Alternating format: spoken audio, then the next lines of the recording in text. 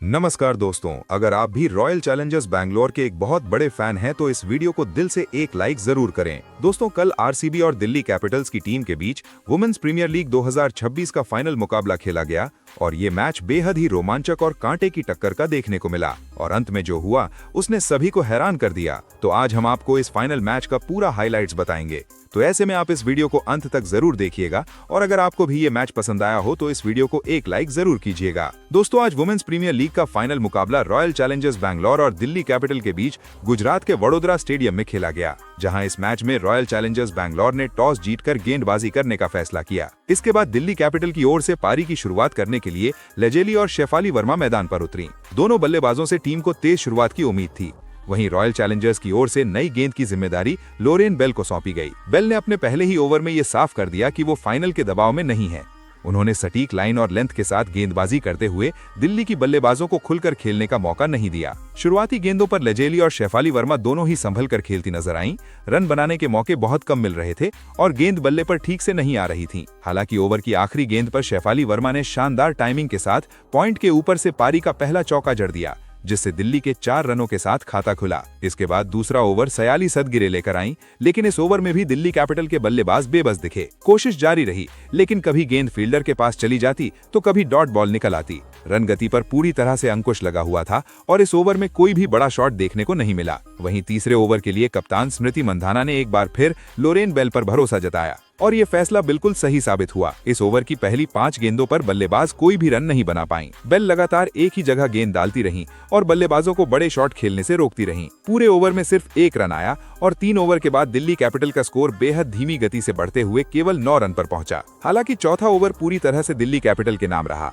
ये ओवर भी 46 सदगिरे लेकर आई, लेकिन इस बार लेजेली ने अपना आक्रामक रूप दिखाया। उन्होंने शानदार फुटवर्क के साथ 2 बेहतरीन छक्के जड़े। इसी ओवर में एक वाइड गेंद भी चौके में तब्दील हो गई, जिसने रॉयल चैलेंजर्स की मुश्किलें और बढ़ा दी। इस ओवर ने मैच की दिशा में थोड़ा सा बदलाव ला दिया और दिल्ली का स्कोर तेजी से आगे बढ़ने लगा, जिसके बाद पारी का 5वां ओवर डालने के लिए लोरा बेल एक बार फिर वापस आईं। अब दबाव रॉयल चैलेंजर्स के गेंदबाजों पर था, क्योंकि पिछले ओवर में काफी रन जा चुके थे। लेकिन लोरा बेल ने अपने अनुभव का शानदार इस्तेमाल किया और एक बार फिर अच्छी लाइन और लेंथ से गेंदबाजी की। इस ओवर में भी उन्होंने ज्यादा मौके नहीं दिए। हालांकि लेजेली ने लेग साइड की दिशा में एक खूबसूरत चौका जरूर जड़ा। वहीं फिर पावर प्ले का आखिरी ओवर दिल्ली कैपिटल के लिए थोड़ा ऊपर नीचे रहा। ये ओवर अरुंधति रेड्डी लेकर आई हैं। ओवर की शुरुआती गेंदों पर शेफाली वर्मा ने आक्रामक अंदाज दिखाते हुए 2 शानदार चौके जड़ दिए हैं। ऐसा लग रहा था कि शेफाली अब पूरी तरह लय में आ चुकी हैं और बड़ा स्कोर बनाने की तैयारी में हैं।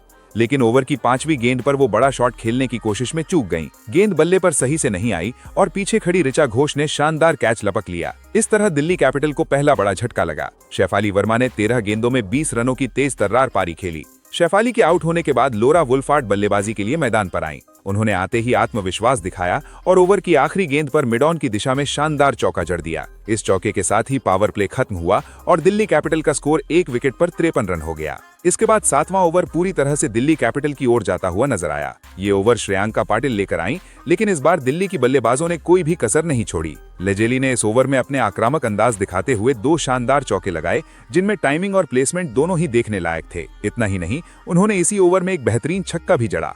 ओवर की आखिरी गेंद पर लोरा वुल्फार्ड ने भी मौका नहीं जाने दिया और एक्स्ट्रा कवर की दिशा में एक खूबसूरत चौका जड़ दिया। इस ओवर ने दिल्ली कैपिटल की रन गति को और तेज कर दिया और मैच का माहौल पूरी तरह बदल गया। लेकिन 8वां ओवर दिल्ली कैपिटल के लिए बड़ा झटका लेकर आया। ये ओवर नाडीन डी क्लर्क लेकर आईं और उन्होंने अपनी सटीक गेंदबाजी से मैच में वापसी करवाई। ओवर की तीसरी गेंद पर लेजेली बड़ा शॉट खेलने की कोशिश में चूक गईं और गेंद सीधे ग्रेस हैरिस के हाथों में चली गई। फील्डिंग में ग्रेस हैरिस ने कोई गलती नहीं की और कैच को सुरक्षित पकड़ लिया। इस तरह लेजेली की शानदार पारी का अंत हो गया। उन्होंने 30 गेंदों का सामना करते हुए 37 रन बनाए, जिसमें 3 चौके और 3 छक्के शामिल थे। लेजेली का आउट होना दिल्ली कैपिटल के लिए एक बड़ा झटका था।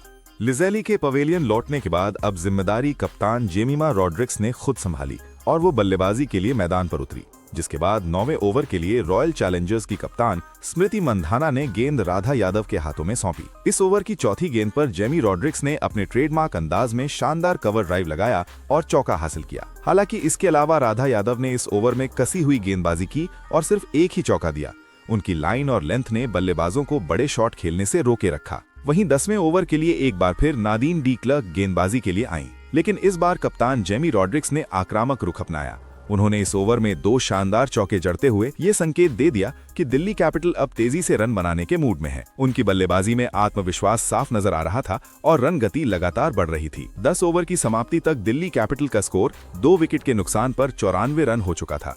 इस मोड़ पर साफ दिखने लगा था कि अब दिल्ली कैपिटल की बल्लेबाज पूरी तरह से हाथ खोल चुकी हैं और बड़े स्कोर की ओर बढ़ने का इरादा साफ नजर आ रहा था। इसके बाद 11वां ओवर डालने के लिए अरुंधति रेड्डी गेंदबाजी के लिए आईं। उन्होंने एक बार फिर अपनी सधी हुई लाइन और लेंथ का शानदार नमूना पेश किया। अरुंधति ने दिल्ली कैपिटल की बल्लेबाजों को खुलकर खेलने का कोई मौका नहीं दिया और पूरे ओवर में रन निकालना मुश्किल बना दिया। इस ओवर में कोई भी बड़ा शॉट देखने को नहीं मिला। इसी ओवर के दौरान दिल्ली कैपिटल ने 100 रनों का आंकड़ा पार कर लिया, जो इस पारी का एक अहम पड़ाव था। जिसके बाद 12वां ओवर श्रेयांका पाटिल लेकर आईं। लेकिन इस ओवर में कप्तान जेमी रॉड्रिक्स ने अपने इरादे साफ कर दिए। जेमिमा ने शानदार टाइमिंग और बेहतरीन प्लेसमेंट के साथ इस ओवर में 3 चौके जड़ दिए। हर चौका रॉयल चैलेंजर्स के गेंदबाजों के लिए एक चेतावनी की तरह था। हालांकि 13वें ओवर में अरुंधति रेड्डी ने शानदार वापसी की। उन्होंने दोनों बल्लेबाजों को पूरी तरह से बांध कर रखा और कोई बड़ा शॉट खेलने का मौका नहीं दिया। इस ओवर में रन बनाना बेहद मुश्किल हो गया और दिल्ली कैपिटल की रनगति पर एक बार फिर ब्रेक लग गया। वहीं 14वें ओवर की पहली गेंद पर जेमिमा रॉड्रिक्स ने राधा यादव की गेंद पर शानदार चौका झड़कर दबाव को कुछ हद तक कम किया। लेकिन इसके बाद की 5 गेंदें शांत रहीं, जहां दिल्ली कैपिटल की बल्लेबाजों ने समझदारी दिखाते हुए सिंगल और डबल लेकर स्कोर को आगे बढ़ाया। बड़े शॉट्स की कोशिश नहीं की गई और विकेट बचाने पर ध्यान दिया गया। जिसके बाद 15वां ओवर दिल्ली कैपिटल के लिए बेहद खास साबित हुआ। ओवर की 5वीं गेंद पर जेमिमा रॉड्रिक्स ने सिंगल लेकर अपना अर्धशतक पूरा किया। ये पारी उनकी सूझबूझ और आत्मविश्वास का शानदार उदाहरण थी। इसी ओवर में लोरा वॉल्वर्ट ने नादीन डी क्लर्क की गेंद पर एक लंबा और शानदार छक्का जड़ दिया, जिससे दबाव पूरी तरह से रॉयल चैलेंजर्स बैंगलोर के गेंदबाजों पर आ गया। 15 ओवर की समाप्ति तक दिल्ली कैपिटल का स्कोर 2 विकेट के नुकसान पर 140 रन हो चुका था। इसके बाद 16वां ओवर दिल्ली कैपिटल के लिए एक और बड़ा झटका लेकर आया। ये ओवर 46 घरें लेकर आई। ओवर की पहली ही गेंद पर कप्तान जेमिमा रॉड्रिक्स ने शानदार टाइमिंग के साथ चौका जरूर लगाया, जिससे लगा कि वो आखिरी ओवरों में भी तेजी से रन बटोरेंगी। लेकिन ओवर की आखिरी गेंद पर मैच का रुख बदल गया। 46 घरें ने चालाकी भरी गेंद डाली, जिस पर जेमिमा बड़ा शॉट खेलने की कोशिश में गेंद को ठीक से टाइम नहीं कर पाई और गेंद सीधा नादीन डी क्लर्क के हाथों में चली गई। इस तरह दिल्ली कैपिटल के कप्तान की शानदार पारी का अंत हुआ। जेमिमा रॉड्रिक्स ने जिम्मेदारी भरी बल्लेबाजी करते हुए 57 रनों की बेहतरीन पारी खेली। कप्तान के आउट होने के बाद अब बल्लेबाजी के लिए चिनेल हेनरी मैदान पर आईं। वहीं 17वां ओवर काफी शांत देखने को मिला। ये ओवर लॉरेन बेल लेकर आईं और उन्होंने अपनी कसी हुई गेंदबाजी से दिल्ली कैपिटल के बल्लेबाजों को खुलकर खेलने का कोई मौका नहीं दिया। जिसके बाद 18वें ओवर में लोरा वॉल्वर्ट ने एक बार फिर अपनी क्लास दिखाई। अरुंधति रेड्डी की इस ओवर की आखिरी गेंद पर उन्होंने मिड विकेट के ऊपर से एक शानदार छक्का जड़ा। वहीं 19वां ओवर पूरी तरह से दिल्ली कैपिटल के नाम रहा। इस ओवर में चिनेल हेनरी ने नादीन डी क्लर्क को आड़े हाथों लेते हुए जबरदस्त बल्लेबाजी की। उन्होंने इस ओवर में 4 दमदार चौके लगाए और इसके साथ ही एक लंबा छक्का भी जड़ दिया। इस एक ओवर में चिनेल हेनरी ने 24 रन बटोर लिए, जिससे रॉयल चैलेंजर्स बैंगलोर की मुश्किलें काफी बढ़ गईं। 20वां और आखिरी ओवर करने के लिए एक बार फिर 46 घरें आईं, लेकिन यहां भी दिल्ली कैपिटल के बल्लेबाजों ने आक्रामक रुख अपनाया। इस ओवर में चिनेल हेनरी ने एक जोरदार छक्का जड़ा। वहीं लोरा वॉल्वर्ट ने भी एक शानदार चौका लगाया। ओवर की आखिरी गेंद पर लोरा वॉल्वर्ट ने तेजी से 1 रन पूरा कर लिया और इस तरह लोरा वॉल्वर्ट की पारी का अंत हुआ। उन्होंने 25 गेंदों में 44 रनों की शानदार पारी खेली। वहीं चिनेल हेनरी ने 35 रनों की नाबाद पारी खेलते हुए टीम को मजबूती दी। इस तरह दिल्ली कैपिटल ने 4 विकेट के नुकसान पर 203 रनों का एक विशाल स्कोर खड़ा कर लिया। अब रॉयल चैलेंजर्स बैंगलोर के सामने फाइनल जीतने के लिए 204 रनों का चुनौतीपूर्ण लक्ष्य था और मुकाबला पूरी तरह से रोमांचक मोड़ पर पहुंच चुका था। इसके बाद 204 रनों के विशाल लक्ष्य का पीछा करने के लिए रॉयल चैलेंजर्स बैंगलोर की ओर से कप्तान स्मृति मंधाना और ग्रेस हैरिस मैदान पर उतरी। फाइनल का दबाव साफ महसूस किया जा सकता था, लेकिन दोनों बल्लेबाजों के चेहरे पर आत्मविश्वास साफ झलक रहा था। दिल्ली कैपिटल की ओर से नई गेंद के साथ गेंदबाजी की जिम्मेदारी अनुभवी मारेजान कांप को सौंपी गई। मारेजान कांप के पहले ही ओवर में रॉयल चैलेंजर्स बैंगलोर ने आक्रामक इरादे जाहिर कर दिए। ओवर की दूसरी गेंद पर ग्रेस हैरिस ने पॉइंट की दिशा में शानदार चौका जड़ दिया। इसके बाद चौथी गेंद पर भी ग्रेस हैरिस ने बेहतरीन टाइमिंग के साथ एक और चौका जड़ा। लगातार 2 बाउंड्री देखकर साफ हो गया कि रॉयल चैलेंजर्स बैंगलोर दबाव में नहीं बल्कि पूरे आत्मविश्वास के साथ लक्ष्य का पीछा करने उतरी है। हालांकि दूसरे ही ओवर में मैच ने अचानक करवट ली। ये ओवर चिनेल हेनरी लेकर आईं और उन्होंने आते ही बड़ा झटका दे दिया। ओवर की दूसरी गेंद पर ग्रेस हैरिस ने बड़ा शॉट खेलने की कोशिश की, लेकिन गेंद को समझ नहीं पाई और गेंद सीधे स्टंप से टकरा गई। ग्रेस हैरिस क्लीन बोल्ड हो गईं और 9 रन बनाकर पवेलियन लौट गईं। ये विकेट दिल्ली कैपिटल के लिए बड़ी राहत लेकर आया। इसके बाद बल्लेबाजी के लिए जॉर्जिया वॉल मैदान पर आईं। इसी ओवर में कप्तान स्मृति मंधाना ने शानदार ऑफ ड्राइव लगाते हुए चौका बटोरा और टीम का स्कोर आगे बढ़ाया। 2 ओवर की समाप्ति पर रॉयल चैलेंजर्स बैंगलोर का स्कोर 17 रन पर 1 विकेट था, जिसके बाद तीसरे ओवर के लिए एक बार फिर मारेजान कांप गेंदबाजी के लिए लौटी। लेकिन इस ओवर में जॉर्जिया वॉल ने बेहतरीन बल्लेबाजी का प्रदर्शन किया। उन्होंने शानदार फुटवर्क और टाइमिंग के साथ 2 खूबसूरत चौके जड़े। इन शॉट्स से उन्होंने ये साफ कर दिया कि विकेट गिरने का उन पर कोई असर नहीं पड़ा और वो खुलकर खेलने के इरादे से मैदान पर आई हैं। रन गति एक बार फिर तेज होने लगी और रॉयल चैलेंजर्स बैंगलोर के खेमे में आत्मविश्वास लौट आया। अब दोनों बल्लेबाज लय में नजर आ रही थी। चौथे ओवर के लिए दिल्ली कैपिटल के कप्तान जेमिमा रॉड्रिक्स ने गेंद चिनेज हेनरी के हाथों में सौंपी, लेकिन यहां भी जॉर्जिया वॉल ने अपने आक्रामक अंदाज को बरकरार रखा। उन्होंने इस ओवर में भी 2 शानदार चौके जड़े, जिससे गेंदबाजों पर दबाव लगातार बढ़ता चला गया। वहीं 5वें ओवर में भी यही सिलसिला जारी रहा। मारेजान कांप को दोबारा गेंदबाजी के लिए बुलाया गया, लेकिन जॉर्जिया वॉल ने उन्हें भी नहीं बख्शा। इस ओवर में उन्होंने उसी आत्मविश्वास के साथ 2 और चौके जड़ दिए। रन रेट लगातार बढ़ रहा था और दिल्ली कैपिटल की चिंता बढ़ने लगी थी, जिसके बाद पावर प्ले का आखिरी ओवर पूरी तरह से रॉयल चैलेंजर्स बैंगलोर के नाम रहा। छठा ओवर करने के लिए नंदिनी शर्मा आई।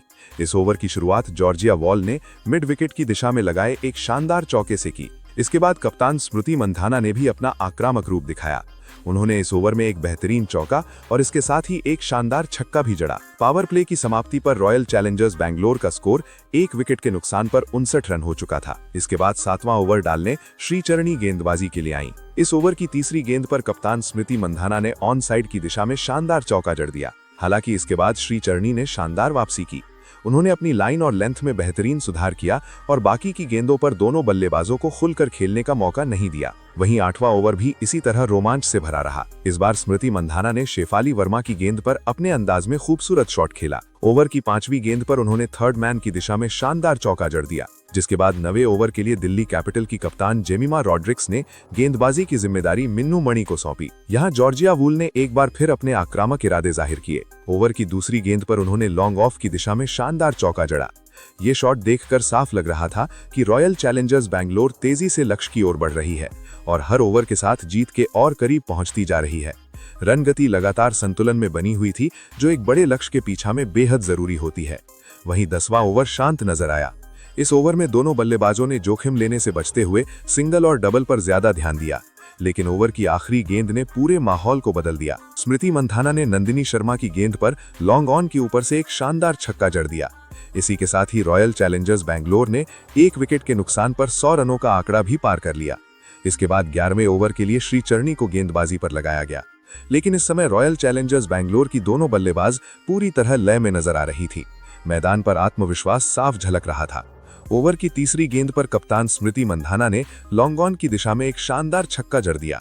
इसी ओवर की 5वीं गेंद पर जॉर्जिया वॉल ने समझदारी दिखाते हुए सिंगल लिया और अपना अर्धशतक पूरा कर लिया। ये पारी उनके आक्रामकता और क्लास का बेहतरीन उदाहरण थी। वहीं 12वां ओवर पूरी तरह से रॉयल चैलेंजर्स बैंगलोर के नाम रहा। ये ओवर स्नेह राणा लेकर आई, लेकिन यहाँ भी बल्लेबाजों का दबदबा साफ नजर आया। ओवर की दूसरी ही गेंद पर कप्तान स्मृति मंधाना ने शानदार चौका जड़ते हुए अपना अर्धशतक पूरा कर लिया। ये अर्धशतक फाइनल जैसे बड़े मुकाबले में उनकी मानसिक मजबूती को दर्शा रहा था। इसी ओवर में जॉर्जिया वॉल ने भी अपने आक्रामक अंदाज को जारी रखते हुए 2 खूबसूरत चौके जड़े, लेकिन बल्लेबाजों के इरादे कुछ और ही थे। इस ओवर में स्मृति मंधाना और जॉर्जिया वॉल दोनों ने एक चौका लगाया। गेंदबाज हर कोशिश कर रही थी, लेकिन बल्लेबाजों की टाइमिंग और प्लेसमेंट लाजवाब थी। अब रॉयल चैलेंजर्स बैंगलोर को जीत के लिए सिर्फ 69 रनों की जरूरत थी, जो इस लय में काफी आसान नजर आ रहा था। वहीं 14वें ओवर में भी रॉयल चैलेंजर्स का दबदबा बना रहा। इस ओवर में स्मृति मंधाना ने श्रीचरणी की गेंदों पर 2 शानदार चौके जड़े। हर शॉट में उनका आत्मविश्वास साफ झलक रहा था। वहीं जॉर्जिया वॉल ने भी इस ओवर में एक चौका लगाकर रणगति को बरकरार रखा, जिसके बाद 15वें ओवर में स्मृति मंधाना ने मारेजान कांप को निशाने पर लिया और 2 बेहतरीन चौके जड़ दिए। इन शॉट्स के साथ ही ऐसा लगने लगा कि जीत अब बस कुछ ही कदम दूर है। अब जीत के लिए सिर्फ 18 रनों की जरूरत रह गई थी। वहीं 19वें ओवर में एक और बड़ा मोड़ देखने को मिला। इस ओवर में चिनेल हेनरी की गेंद पर नादीन डी क्लर्क ने एक चौका जरूर जड़ा, लेकिन ओवर की चौथी गेंद पर चिनेल हेनरी ने स्मृति मंधाना को क्लीन बोल्ड कर दिया। स्मृति मंधाना ने 41 गेंदों में 87 रनों की यादगार पारी खेली। कप्तान के आउट होते ही मुकाबला फिर से रोमांचक हो गया। अब बल्लेबाजी के लिए राधा यादव मैदान पर आईं। आखिरी ओवर में रॉयल चैलेंजर्स बैंगलोर को जीत के लिए 10 रनों की जरूरत थी। दबाव चरम पर था, लेकिन राधा यादव ने गजब का संयम दिखाया। उन्होंने इस ओवर में 2 शानदार चौके जड़ दिए और टीम को जीत दिला दी। इसी के साथ रॉयल चैलेंजर्स बैंगलोर ने 6 विकेट से ये ऐतिहासिक मुकाबला अपने नाम कर लिया और विमेन प्रीमियर लीग का खिताब जीतकर इतिहास रच दिया। सभी बैंगलोर के खिलाड़ी स्टेडियम में जश्न में डूब गए और रॉयल चैलेंजर्स बैंगलोर का नाम स्वर्ण अक्षरों में दर्ज हो गया।